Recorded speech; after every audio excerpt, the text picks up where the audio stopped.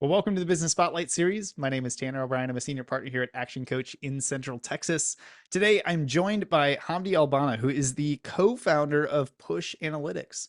Excited to be jumping in, talking about a number of different things today, but really that journey of business, of entrepreneurship, of kind of all this crazy stuff that comes along with it. So, Hamdi, thank you for taking the time. I'm excited to jump into it here. Why don't we just start with a little bit of background? Give us the 10,000-foot view of who you are and tell us a little bit about Push Analytics. Yeah, sure. Thank you for having me. So I am a growth advertiser, and Push Analytics is a growth marketing agency with a heavy emphasis on data and analytics. So that's why we named the agency Push Analytics. Didn't go for any of the marketing keywords there because the emphasis is so heavy on the analytics. We live in the data age, so. I love that. I love that. Um, so, for those that maybe aren't as familiar, let's dive into that a little bit. Like, if you kind of start peeling back the layers and kind of give the I don't know, the simplified version of what growth analytics are, what marketing, like when it comes to all of that type of stuff and kind of what you all do. Kind of help paint that picture for us. Sure, sure. So we help businesses, and most commonly, it is a wide range of businesses, but most commonly, it's e-commerce stores. For example, a store may be selling clothing. We help them uh, earn new business by buying ads. And the reason we're different from your traditional agency is because of the emphasis on analytics. In the past couple of years, it has become more and more important that you track every step of the way. It's gotten harder of the customer journey from the first interaction to their purchase and then bringing them back. You want to track the entire journey accurately, and that way you're able to identify weak points along the journey and address those weak points. And a lot of times there's two ways to increase a business's growth. Oh God, we got the the auto going on. There's two ways to increase a business's growth. One is to spend more money, bring in more leads, and the second is increase efficiency. So we're able to do both really effectively because we know when it's best to do each of those because we just follow what the numbers tell us. I love it. As a very analytic, numbers driven person individually, I totally love it. So for those out there that maybe aren't as numbers driven, that's why folks like Hamdi here are so important for you and your business. I'm excited to kind of dive into that a little bit deeper because I'm sure I've got some questions that will be fun for us to kind of peel back and get into here. But before we jump into that, tell me a little bit more about what led you to co-found this business. What's kind of been your journey leading up into getting into Yeah. this industry, getting into just entrepreneurship in general? It's a pretty good story. It's a short one, but it's a good story. So I started off working brand side, and I was doing, marketing and business development. It was a startup. The name of the company it's called Bake Bouquet. They sell flower bouquets out of cupcakes, right? And so we're advertising there. And I have an engineering background. I went to school for engineering, although I never worked as an engineer. But my mind kind of works like an engineer. I want to break things down and see how they work. So every single day, I would have this huge spreadsheet of all these metrics. I would look at everything, and I don't know what mattered. I was kind of learning on the fly, figuring out how to use like Facebook ads and Google ads, watching YouTube videos. But I had this huge spreadsheet, and I was able to see certain trends, certain correlations. And it took about like 3 hours a day to populate this spreadsheet. And by the time I see a trend that happened over a week, it would be a little too slow to capitalize on it, to, spend a little more and take advantage of the efficiency. Or if something wasn't working, we, spent all these ad dollars and it didn't work. So I partnered up with a friend of mine. And this is kind of how we founded Push Analytics. He's a data scientist, and he's got like, he took a coding class, and he was able to build these dashboards that we use internally. And we connect to all the different platforms. pull the data in and build these spreadsheets that I was spending 3 hours a day doing, and they're like live updating now. And so, while working at that startup, I got a phone call and someone was like, "Hey, you want to do some part-time work? Someone wants some help with some growth marketing." I took on a side job and another side job until eventually I was like, you know what, I can kind of do this. So me and my partner who helped me build these dashboards, we kind of went out, and the startup that I was working at became a client of ours because we were doing so well with them. So that's kind of how we were born. And the dashboards and the technology has kind of evolved as the the landscape changed. Um, but yeah, it was kind of built out of necessity. I couldn't spend all this time making these spreadsheets, so they're built automatically now, and it's yeah, really. That's awesome. You would probably appreciate the spreadsheets that I take a look at every single day then, and the Yep. data that I just like plug into it because I still have a lot of manual process in mine. But that I love that. Well, this kind of leads into a really good segue. I always like to ask a little bit more about the business itself, but I always like to ask about kind of marketing in general and some different things there, and we kind of bring these things together. So when you're working with with a client and you're building these dashboards and kind of getting all this analytics and everything together for them, what are some of the most common data points that have to be brought over that just in general? I'm sure every business has some different ones along the way, but what are some of the most critical data points that you want to make sure are always tracked within some of the dashboards? Yeah, so that's a great question. So, what we do is the most common type of business is the e-commerce business. They're selling products online, right? That's kind of the most common one that we work with and one that people are most familiar with. And generally, what we want to do is have every step of the customer journey in there, so we can see the full comparison. Now, the one number that we care about most of all is the uh, max customer acquisition cost.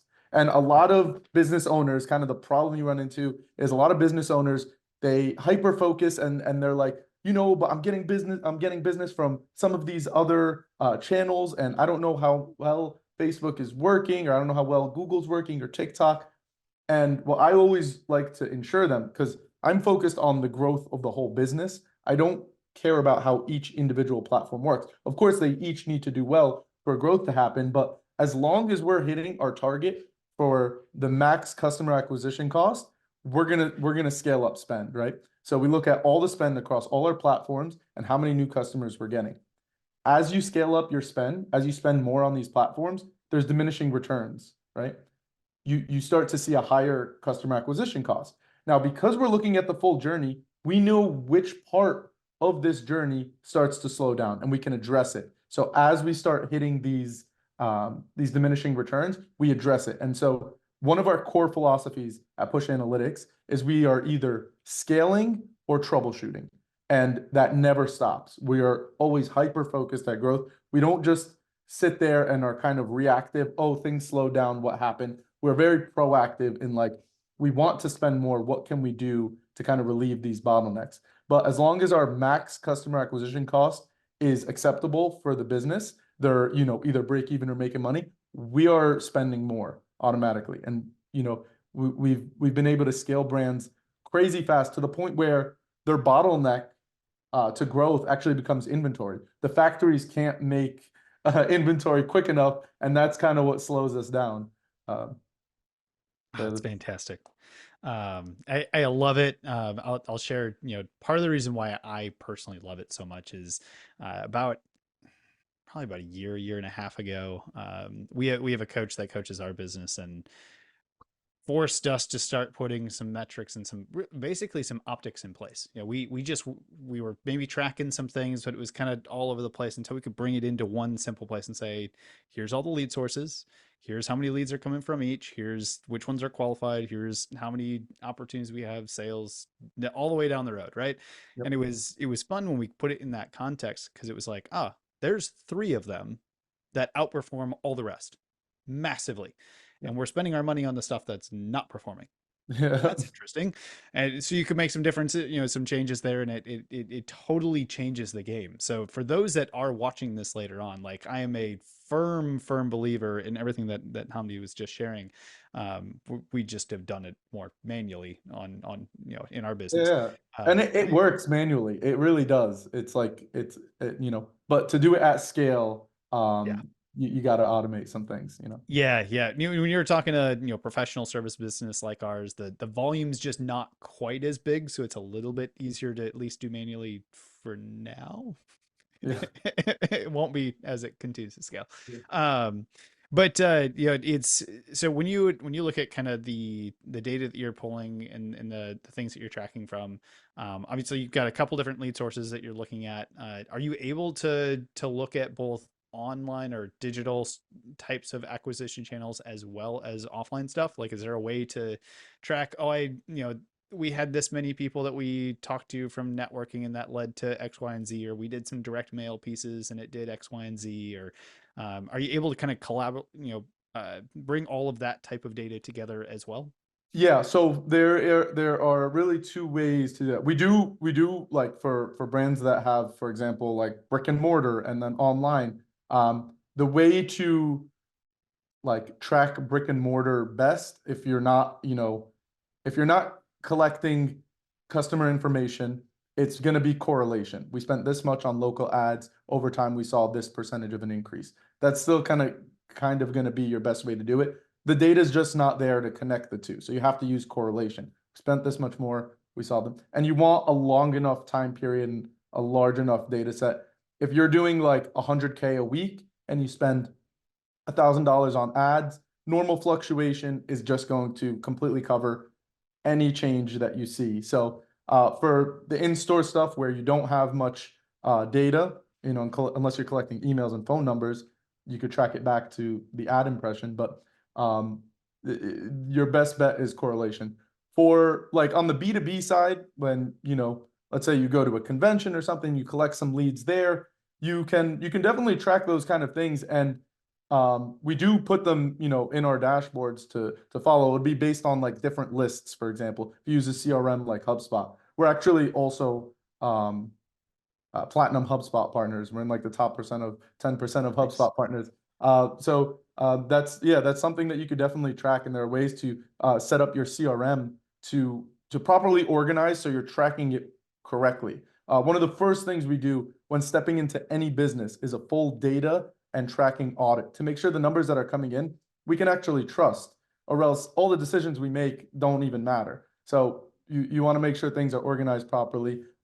If you are doing something in person, make sure it has its own list and it can be tracked properly. But yeah, absolutely. Amazing. So for those that are in the audience that are watching this later on, I always like to ask just the general question, like, who does your business serve? So you mentioned e-commerce businesses being a classic example, but when you look at kind of your business and where you're all at today, um, who who do you serve best at this moment? Are there some thresholds that you tend to look for, in terms of business size or anything else like that? But the way I like to frame it is like, if I'm in the audience and I'm watching this, how would I know I'm a really good fit to give you all a call and have a conversation? I might know somebody that I can refer over to you. Yeah, absolutely. So there are, because of our strategies and the way we approach advertising, we're kind of industry agnostic. So yes, I mentioned e-commerce brands. We also work with SaaS companies, software companies. We work with some service companies as well. Fencing, things like that. Restaurants. Is another popular one. So the industry doesn't really matter. The idea is I want to grow my business using digital ads. That's where we could come in and really help make a difference, and make sure that the ad spend. We have this philosophy, like it's a win-win situation. We are going to either find success or we're going to learn the parts of the business that need to change in order for success to happen, because we see every step of the way, right? So, um, if you're looking to grow your business using ad dollars online, we're a good partner for you. Beautiful. I love Yeah. it. So then let's shift the conversation on marketing just slightly. So we talked, a little bit about these different pieces that y'all do. But what has been your philosophy to marketing your business? How do you get the word out there about the things that y'all do? Yeah. So, obviously we like, I don't know if you've heard this phrase, but like the first to die is the doctor's wife because she's so close to home she doesn't get the it kind of feels like that. I'm focusing on all my clients. Don't focus as much on ourselves. But really, and this is honestly what it comes down to with most businesses. 99%. It's going to come down to content. So creating content and getting exposure on that content. So, educational videos just showing, and it doesn't necessarily need to be the type of content that someone can actually use, but just solidify you and your business as an expert in the field.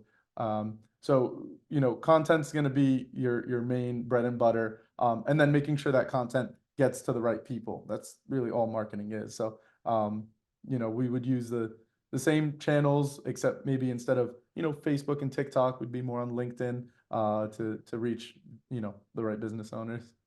But Perfect. Do you do anything to encourage, word of mouth referrals, that sort of thing? Anything that you do yeah, more absolutely. We have systematically to kind of make sure that that happens, consistently, anything like that? Yeah, we have referral programs with all of our clients. They can, either get, a credit, an ongoing credit against their retainer, which some of them love because they're like, oh, if I, bring enough business, eventually I'll be getting this for free. And then, we have some agency partners, and recommend each other clients, and that's kind of been the best way, really. You find a really good agency partner that offers a complimentary service. In our case, we don't create content, we manage the ad spend. So content creation agency is really good for us to Mm. bounce business back and forth with each other. um yeah, those are also like the bread and butter for agency growth, I found. Excellent. Yeah. Excellent. So let's take a step back and then we'll take a kind of peek towards the future. But as you look at kind of your journey in building this business and continue to grow and that sort of thing, are there any lessons that come to mind? Maybe like roadblocks or hurdles that you had to overcome, just kind of on this journey of learning how to build and run a business. That would be worthwhile for us to just kind of share and express and kind of go through here today. um yeah, I would say consistency is way more important than hard work. Hard work is important, but if you just are work moderately hard over a very consistent period of time, and you just enjoy what you're doing, don't burn out. You can go on forever. And um, the start of your business, you're gonna have to do stuff that you hate, but to get to your dream job, to get to your dream thing, you have to get through it. So, stay consistent, get through those, like, you know, maybe not so great jobs that you have to do, until eventually you get to the point where you can hire people and delegate. But you got to break through those early months and early years. That's where I feel a lot of people quit. They're like, I can't take this. I don't want to do this. And you don't have to forever. Just get through those early parts, but consistency for sure. Oh, I love that. Do you have any words of wisdom or just kind of what's worked for you in terms of being able to kind of get through that slug of challenge of discomfort of like I have to do this stuff, but I know that eventually we'll get there. I just don't know when eventually will be, and Yeah, kind of yeah. that emotional feeling that comes in that process. What has worked for you to kind of cope with that and be able to keep the consistency and not give up on it?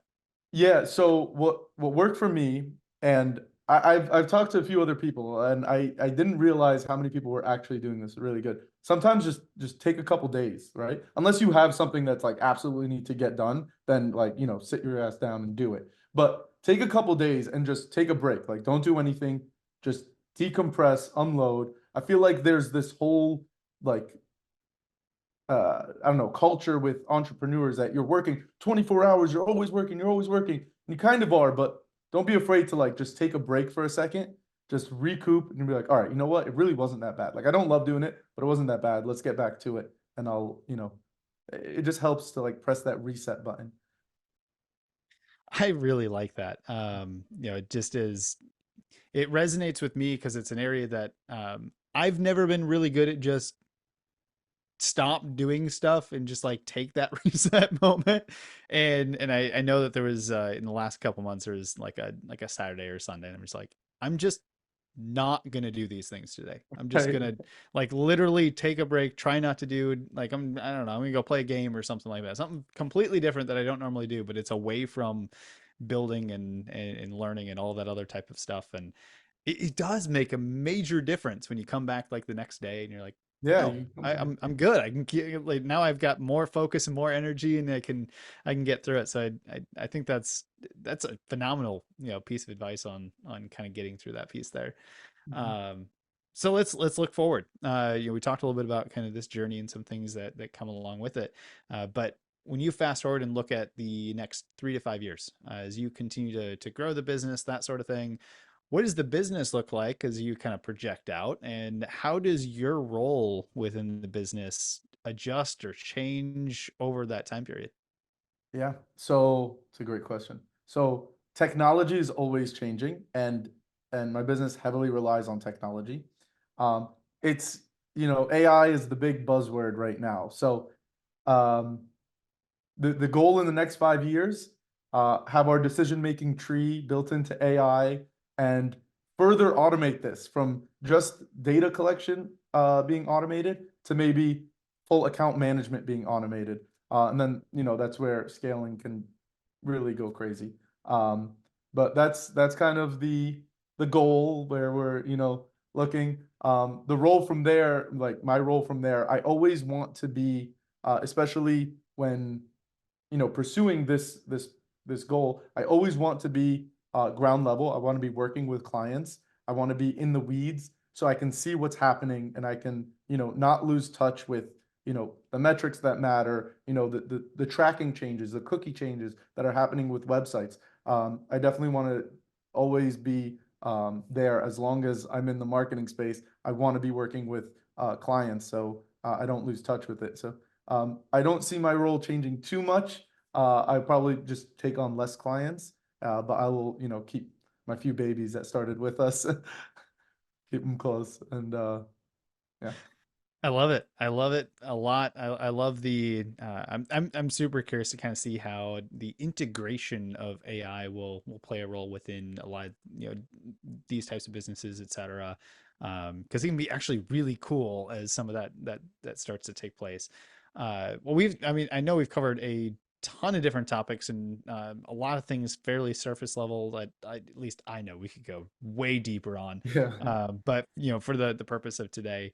I want to be respectful of time, so I'm going to shift us over to a few rapid fire questions. Really, just kind of pull out some additional nuggets of knowledge for the audience here. But when you look at your journey from starting this business to growing it to where you are today, what would you say for you has been kind of your key to success? Um, That's a good one. I think again I would go back to not being afraid to just take a break for a second. It's like kind of take one step back and then 10 steps forward. One step back, 10 steps forward. So taking a break every once in a while just to make sure your bearings are right. I love it. Um, if you could leave one piece of advice for the audience, for other entrepreneurs out there, what one piece of advice would you leave them today? One piece of advice. It would be at least for me, it's been the biggest struggle for me. If you can find a way to uh, just always make your customers happy, you will always be successful. If your customers are happy, you're going to be successful. Um, Everything else will fall in line, right? Make your customers happy and do it profitably. You'll be successful. I like that a lot. Yeah. Uh, book recommendations. Any recommendations that you give from a book standpoint? Now, I say this cautiously because it could be an audiobook, it could be a podcast, it could be just Yeah. some other thing that you consume that you think would be valuable or a good recommendation for the audience, either for fun or for business. It is up to you. Yeah, no, for business, a really good one. I keep going back to it. It was like recommended to me by a friend a long time ago. It's called 48 Laws of Power. Now, it is kind of a weird book in that like it like tells you about people's kind of like motives and if someone's trying to get you or anything like that. But it really helps you clearly see the world when you're trying to navigate it, and it helps kind of helps you make tough decisions, really. Very cool. I love it. I can't say that one's been on my list before, so I get to add a new one on my list. That's awesome. It's a crazy Uh, book. You're gonna love it. that's awesome. All right, one more rapid fire question. We'll kind of move into our closing for the day. If you could choose just one area in your business and you could take a little bit of magic dust and you could sprinkle it all over this one area. Now, you only get to choose that one spot. Yeah. Sprinkle a little bit of magic dust. You wake up tomorrow, it's 10 times better than it was today. Where would you choose to put that magic dust? Uh, the tracking technology. If we can track like we used to, yeah. But Apple kind of yeah, they stuck us with that one. But yeah, if we can the tracking technology, if we can really nail that down, I mean, you saw it when you're able to tell where business is coming from, you just spend there and growth is, you know, it'll just snowball like crazy. So, That's so cool. So before we get to the final question, I always like to end these conversations on for those that are in the audience, where can they go for more information if they want to connect with you, if they want to learn more about the business, hear a little bit more about what you all do, and get into the weeds on a few things. Where can we advise them to go for more information? yeah, absolutely. So pushanalytics.com. And then, we've got a blog there where we talk about all different types of, marketing concepts and things going on. And, we should be releasing some videos on the site too to go along with some of those things. So, Excellent. And I see that you're on LinkedIn as well, so I'll probably throw that in the video description along with the website link here. So if you are watching this, make sure you go reach out to Hamdi, say hello, send a message, say, hey, saw you on the Business Spotlight, great conversation. It's always fun to make additional connections, especially in the business community within the Austin Metro. So please take a moment to do that when you have a chance. But as we wrap up, I always like to end on this one final question, which is simply, what is most inspiring to you today? most inspiring, I would say, uh, probably my clients. They're all also business owners, and to see like how obsessed they are with their business, it really inspires me to be obsessed with mine. Um, they they they work 24 hours a day. They're always like at any time I feel like a little bit of doubt. I just think about one of my clients. I'm like, they're going through the same thing and they're pushing through, and it makes me want to also, do the same for me. So definitely them for sure. Awesome. Well, Hamdi, I want to say thank you again for taking the time. This has been an absolute pleasure. I know we're literally just scratching the surface on a few things in the conversation today, but it's been really fun to kind of get to know and be able to share a little bit more about what y'all do, how it's all kind of comes together, the power behind it, and I appreciate just you allowing for us to go through a bit of that conversation today. So thank you.